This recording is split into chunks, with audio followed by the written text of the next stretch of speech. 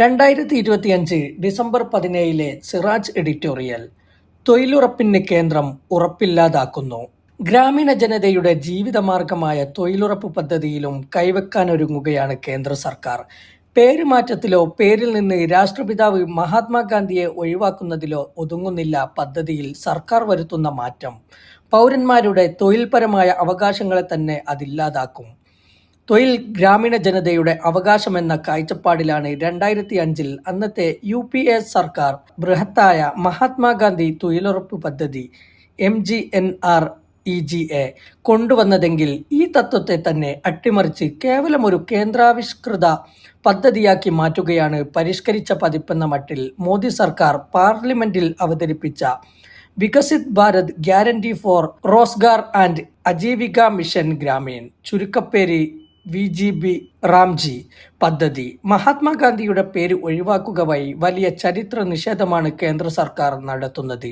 ഇതിലെന്തിരിക്കുന്നു എന്നല്ല, പേരിലെല്ലാം ഇരിക്കുന്നു എന്നാണ് ഇപ്പോൾ പറയേണ്ടത്. ഗ്രാമീണ മേഖലയിലെ തൊഴിലാളികൾക്ക് 100 ദിവസത്തെ തൊഴിൽ ഉറപ്പ് നൽകുന്നതാണ് മഹാത്മാഗാന്ധി തൊഴിലുറപ്പ് പദ്ധതി. പുതിയ ബില്ല് തൊഴിൽ ദിനം 125 ദിവസമായി ഉയർത്താൻ വ്യവസ്ഥ ചെയ്യുന്നുണ്ടെങ്കിലും പദ്ധതിയുടെ സാമ്പത്തിക ഭാരം സംസ്ഥാനങ്ങളുടെ മേൽ കെട്ടിവെക്കുന്നതോടെ തൊഴിൽ ദിനങ്ങൾ 75 ഒതുക്കാൻ സംസ്ഥാനങ്ങൾ നിർബന്ധിതരാകുമെന്നാണ് പ്രതിപക്ഷ കക്ഷികൾ ചൂണ്ടിക്കാട്ടുന്നത്. നിലവിൽ പദ്ധതി ചെലവിൽ 10% മാത്രമേ സംസ്ഥാനങ്ങൾ വഹിക്കേണ്ടതുള്ളൂ. പരിഷ്കരിച്ച പദ്ധതിയിൽ 40% സംസ്ഥാനങ്ങൾ വഹിക്കണം. ചെലവ് അധികമായാൽ ആ ബാധ്യതയും സംസ്ഥാനങ്ങൾ ഏൽക്കണം. നികുതി വിഹിതം പങ്കിടുന്നതിലും GSTയിലും മറ്റും സംസ്ഥാനങ്ങളുടെ അവകാശങ്ങൾ കവർന്നെടുത്ത കേന്ദ്രം തൊഴിലുറപ്പ് പോലുള്ള അവകാശ പദ്ധതികളിലും ചെലവിന്റെ ഭാരം സംസ്ഥാനങ്ങളുടെ മേൽ കെട്ടിവെക്കുകയാണ്. നിലവിലുള്ള പദ്ധതിയിൽ ഏതെങ്കിലും ഒരു സാഹചര്യത്തിൽ പദ്ധതി നിർത്തിവെക്കണമെന്ന നിർദ്ദേശമില്ല.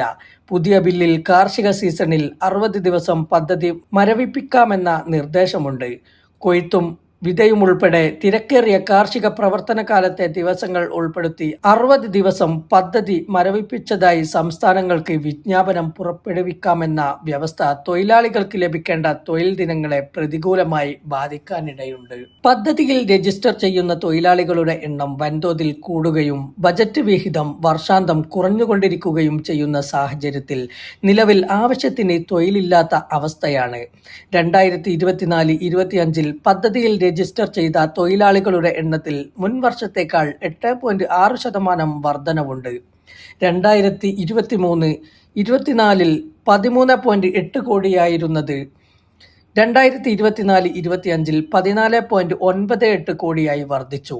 അതേസമയം തൊഴിൽ ലഭിച്ചവരുടെ എണ്ണം 5.51 കോടിയിൽ നിന്ന് 5.35 ആയി കുറയുകയായിരുന്നു. 2.9% ഇടിവ്. 100% തൊഴിൽ നേടിയവർ 7%. ടെക് എന്ന സ്വതന്ത്ര ഏജൻസി നടത്തിയ പഠനത്തിലാണ് ഇക്കാര്യങ്ങൾ കണ്ടെത്തിയത്. ഇത്തരമൊരു സാഹചര്യത്തിൽ കേന്ദ്രം സംസ്ഥാനങ്ങളുടെ മേൽ അധിക സാമ്പത്തിക ബാധ്യത ഏൽപ്പിച്ചാൽ തൊഴിൽ ദിനങ്ങളുടെയും തൊഴിൽ ലഭിക്കുന്നവരുടെയും തൊഴിൽ എണ്ണം ഇനിയും കുത്തനെ ഇടിയും.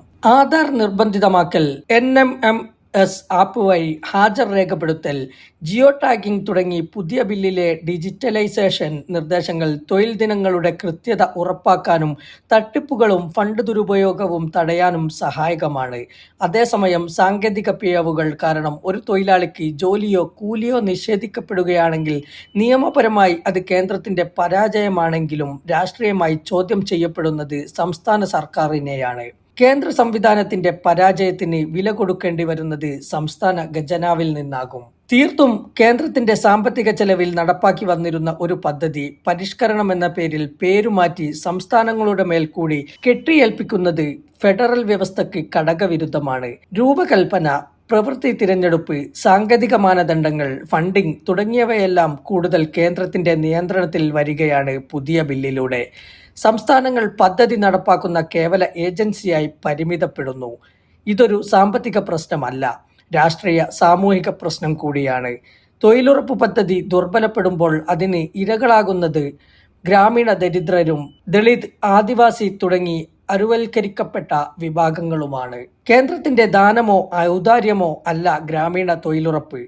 പൗരന്മാരുടെ നിയമപരമായ അവകാശമാണ്. അതിന്റെ ഉത്തരവാദിത്വത്തിൽ നിന്ന് ഒഴിഞ്ഞുമാറി സംസ്ഥാനങ്ങളുടെ മേൽ അടിച്ചേൽപ്പിക്കുന്നത് ഭരണഘടനയുടെ അന്തസത്തയ്ക്ക് നിരക്കുന്നതല്ല. സാമൂഹിക നീതി ഭരണഘടനയിലെ കേവല വരികളല്ല. ഫെഡറൽ സംവിധാനം കേന്ദ്രത്തിന്റെ സൗകര്യാനുസാരം രൂപപ്പെടുത്താവുന്ന വ്യവസ്ഥയുമല്ല. രണ്ടും ഇന്ത്യൻ ജനാധിപത്യത്തിന്റെ അടിത്തറകളാണ്. രണ്ട് വ്യവസ്ഥകളെയും കണക്കിലെടുത്തു വേണം ഏതൊരു പുതിയ നിയമവും നിയമപരിഷ്കരണവും നടപ്പാക്കാൻ. സാമൂഹിക നീതി വാഗ്ദാനം ചെയ്യുന്ന ഒരു രാജ്യത്തിനും ഭരണകൂടത്തിനും തൊഴിലാളികളുടെ അവകാശങ്ങൾ സംരക്ഷിക്കുകയെന്ന ഉത്തരവാദിത്വത്തിൽ നിന്ന് ഒഴിഞ്ഞുമാറാനാകില്ല.